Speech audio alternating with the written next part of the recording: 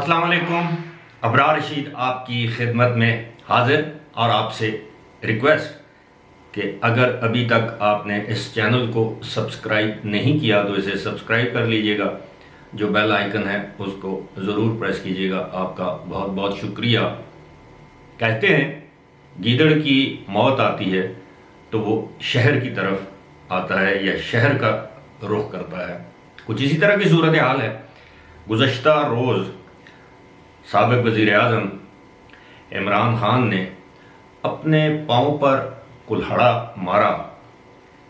اب اس کے اثرات آہستہ آہستہ سامنے آ رہے ہیں اور آپ دیکھیے گا آنے والے دنوں میں یہ شخص اس کے حواری کس بری طرح ایکسپوز ہوتے ہیں, کس طرح انہوں نے اپنے گلے میں خود پھندا ڈالا, اقتدار سے چمٹے رہنے کی خواہش میں اندھے ہو کر کس طرح ملک کے آئین کے ساتھ کھلواڑ کیا. ایک ایک کر کے اب یہ گرہ کھل رہی ہے. معاملہ چونکہ سپریم کورٹ میں ہے, سپریم کورٹ کے پاس بھی میرے ذاتی خیال میں دو ہی آپشنز ہیں. ایک تو یہ کہ سپریم کورٹ اس سارے معاملے کو آغاز سے اس کو نل اینڈ وائڈ قرار دے سکتا ہے. اس کو کہتے ہیں وائڈ ایب نیشو, یعنی شروع سے ہی سارا معاملہ اس کو انڈو کر دیا جائے سپریم کورٹ کی جانب سے, یعنی اس کو غیر قانونی قرار دیا جائے. یہ بہت امپورٹنٹ معاملہ ہے, لہٰذا اس پر میں نے کوشش کی ہے کہ آئینی اور قانونی ماہرین سے بات کر کے آپ کے ساتھ یہ بات کی جائے. اور دوسرا یہ ہے کہ سپریم کورٹ یہ کہہ دے کہ نہیں جی اب چلیں ٹھیک ہے, انتخابات کا اعلان ہو چکا ہے, نئی گورنمنٹ کی انتخابات کی تیاری کی جائے, کیونکہ اپوزیشن کا بھی تو بالآخر مطالبہ یہی تھا. لیکن ایسا کرنا بھی سپریم کورٹ کے لیے آئین اور قانون کے دائرے میں رہتے ہوئے شاید مشکل ہو. معاملہ جو بھی ہو, سوال یہ پیدا ہوتا ہے کہ اب سپریم کورٹ اگر یہ کہہ دے کہ یہ وائڈ ایب نیشو یعنی شروع سے یہ معاملہ غلط ہے, تو ظاہر ہے پھر آئین کا آرٹیکل 6 کس پر لگے گا. ایک قاسم سوری جو ڈپٹی سپیکر, دوسرا وزیر قانون جو فواد چودھری, تیسرا عمران خان اس وقت کے وزیر اعظم, اور چوتھا صدر مملکت. یہ بتا دینا ضروری سمجھتا ہوں کہ صدر مملکت کو اپنے عہدے کے دوران, آفس کے دوران استثناء حاصل ہوتا ہے. ایک مرتبہ وہ اس عہدے سے ہٹ جائیں تو پھر ان پر بھی آئین کا آرٹیکل 6 لگ سکتا ہے, اور آئین کا آرٹیکل 6 اسی طرح جس طرح سابق صدر جنرل پرویز مشرف کے خلاف لگا تھا. اور آپ سب جانتے ہیں کہ آئین کے آرٹیکل 6 کی سزا کیا ہے. اب اس سے بھی امپورٹنٹ ڈیولپمنٹ سامنے آئی ہے. 3 دن سے سابق وزیر اعظم یہ کہتا تھا کہ جناب یہ تو نیشنل سیکیورٹی کونسل نے اس کی تصدیق کر دی ہے. اب ایک بات تو یہ سامنے آئی ہے کہ وہ جو کمیونیکیشن, ڈسپیچ, کیبل, جو بھی آپ اس کو نام دیں, وہ سفیر کی جانب سے آئی تھی فارن آفس میں, اس میں رد و بدل کیا گیا, اس میں ترمیم کی گئی, اپنی مرضی کے الفاظ ڈالے گئے.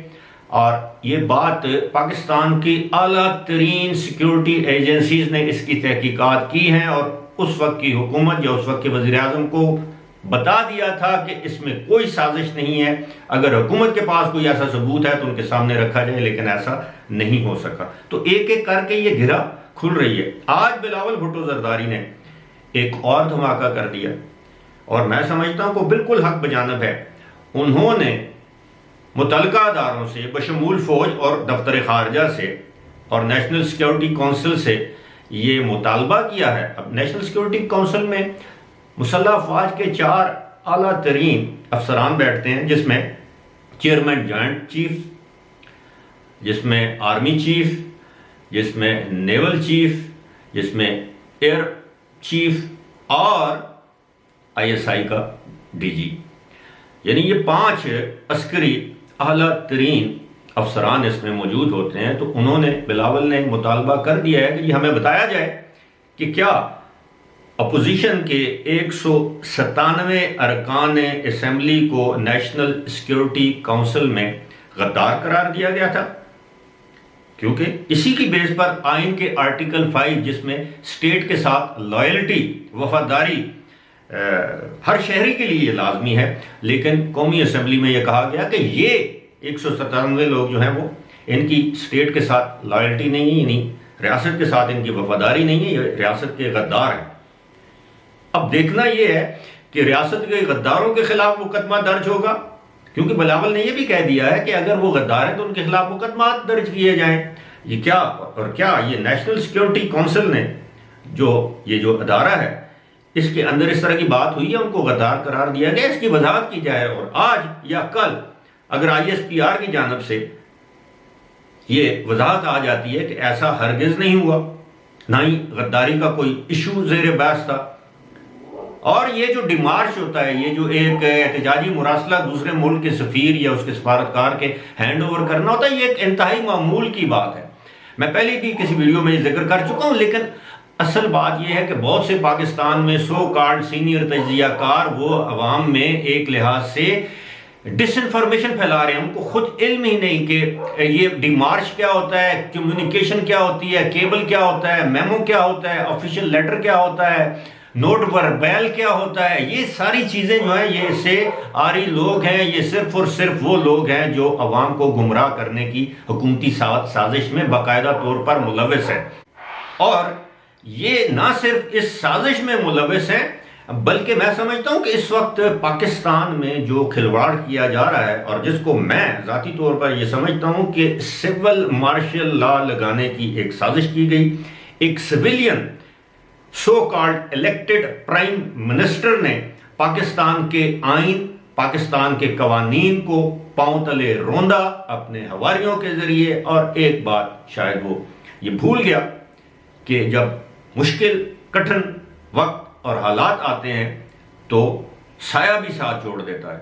یہ ان لوگوں پر یہ فواد چودھری یہ کیا سمجھتا ہے کہ یہ فواد چودھری اس کا وفادار ہوگا، شہباز گل اس کا وفادار ہوگا۔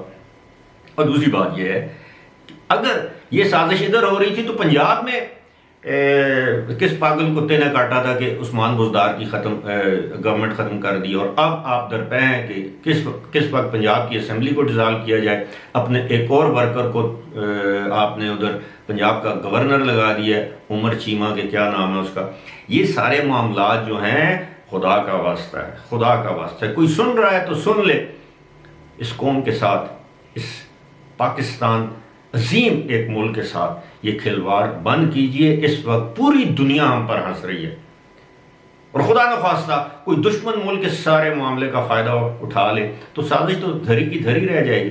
اگر امریکہ نے آپ کی گورنمنٹ کو ہٹانے کی سازش کی تھی تو اس سازش کو تو پایہ تکمیل آپ نے خود پہنچا دیا اپنی گورنمنٹ ختم کر کے، قانونی یا غیر قانونی، آئینی یا غیر آئینی، لیکن آپ تو اس سازش کا حصہ بن گئے۔ جو کام اپوزیشن کر رہی تھی وہ آپ نے خود کر دیا، لہٰذا قوم کو بیوقوف بنانا چھوڑ دیں۔